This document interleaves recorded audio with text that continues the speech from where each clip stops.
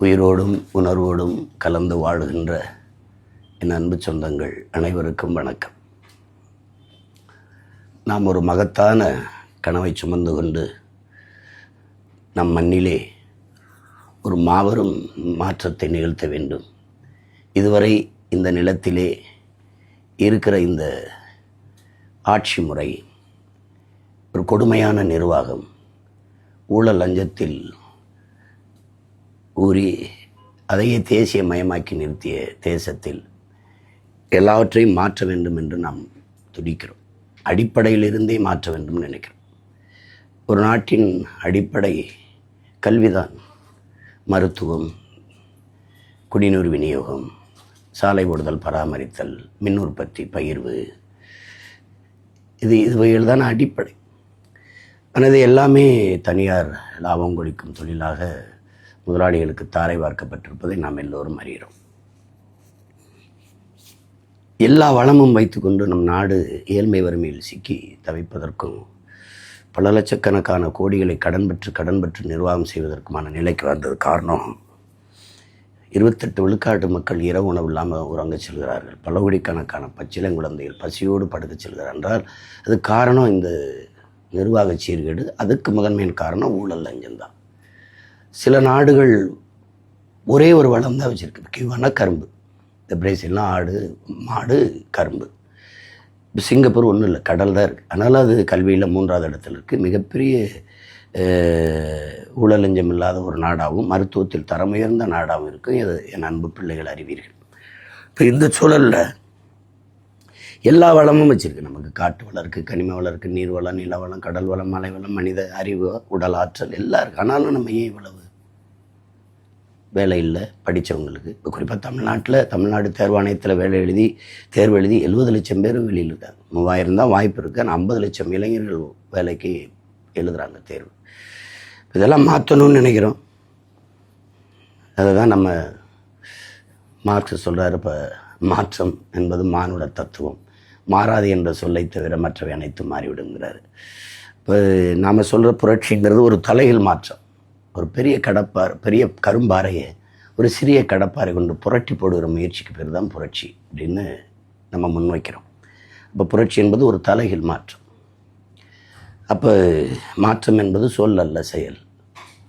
எனவே இது மாற்றத்திற்கான எளிய மக்களின் புரட்சிகள். புரட்சி என்பது ஒவ்வொரு மனிதனின் காலடிக்கு கீழே காய்ந்த சருகுகளாக காத்து கிடக்கிறது ஒரு தீக்குச்சியின் உரசலுக்காக என்று.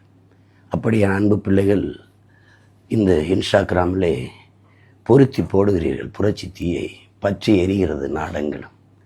இதுதான் வரலாற்றில் இப்படித்தான் என் அன்பு பிள்ளைகளே பெரும்பெரும் மாற்றங்கள் நிகழ்ந்திருக்கிறது.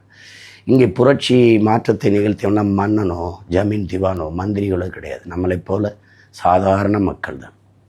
அப்படி தான் மார்க்ஸு, அப்படி தான் எங்கெல்ஸு, அப்படி தான் பிளாட்டோ, அப்படி தான் சாக்ரட்டிஸ், அப்படி தான் அரிஸ்டாட்டில், அப்படி தான் புத்தன், அப்படி தான் பூலே, அப்படி தான் எல்லாரும், அப்படி தான் அண்ணல் அம்பேத்கர், அப்படி தான் நம்ம நிலத்திலே, இங்கே இந்த நிலத்திலே நம்முடைய பாட்டன் வ.உ. சிதம்பரனார், தாத்தா காமராஜர், தாத்தா முத்துராமலிங்க தேவர், நம்முடைய தாத்தா சிங்காரவேலர், ஜீவானந்தம், அயோத்தியாச பண்டிதர் பாட்டன், தாத்தா ரெட்டமலை சீனிவாசன், எம்.சி. ராஜா, நம்ம அத்திப்பாக்கம் வெங்கடாசல நாயக்கர், இப்படி பல்வேறு மேதைகள் சிறு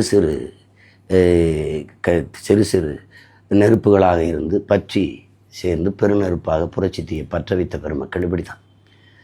அந்த கனவுகளை எல்லாம் சுமந்து தான் அவர்களுடைய வழியில் பயணித்து தான் நாம் இந்த பணியை செய்கிறோம்.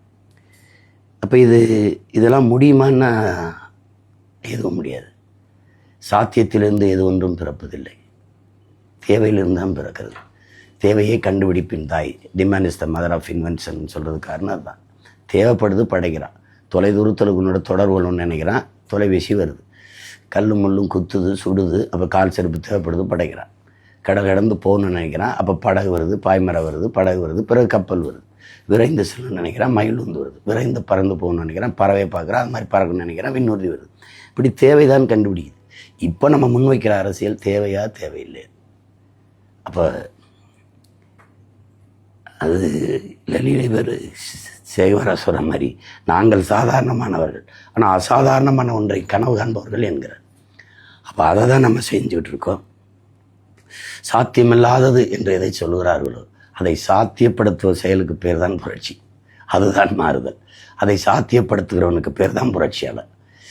அப்படி தான் நம்மளுக்கு இருக்கிற ஒரே சிக்கல் இங்கே ஊழல் லஞ்சத்தை ஒழிப்பதோ, வேலையின்மையை போக்குவதோ, பசி பஞ்சத்தை போக்குவதோ, அல்லது நீர்வளத்தை பெருக்குவதோ, காடுகளை மீள்கட்டமைப்பு மறு உருவாக்கம் செய்வதோ, சிதைந்த அழிந்த நம் மொழியை மீட்டு உருவாக்கம் செய்வதோ, மறைக்கப்பட்ட வரலாற்றை மீட்டு உருவாக்கம் செய்வதோ, அதெல்லாம் நமக்கு சிக்கலாக தெரியல. நமக்கு இருக்கிற ஒரே சிக்கல், இழந்த வளத்தை திருப்பி உருவாக்க முடியாது. இப்போ மீத்தேன், ஈத்தேனோ, நிலக்கரி, பழுப்பு நிலக்கரியோ அது தீர்ந்து விடுகிற வளங்கள். ரெண்டாவது, அது பூமி தாயின் ரத்தம், அதெல்லாம் தோல், ரத்தம், இதயம். அப்படி இப்போ அதில் நம்முடைய தாயின் மாறாக இருக்கிற மலை, அந்த ரத்த நரம்புகளாக இருக்கிற நதி, இதையெல்லாம் கொல்லப்பட்டது, சிதைத்து அழிக்கப்பட்டது. இந்த வளக்கொள்ளை தான் பெரிய கவலையை தருது. அது எதனாலும்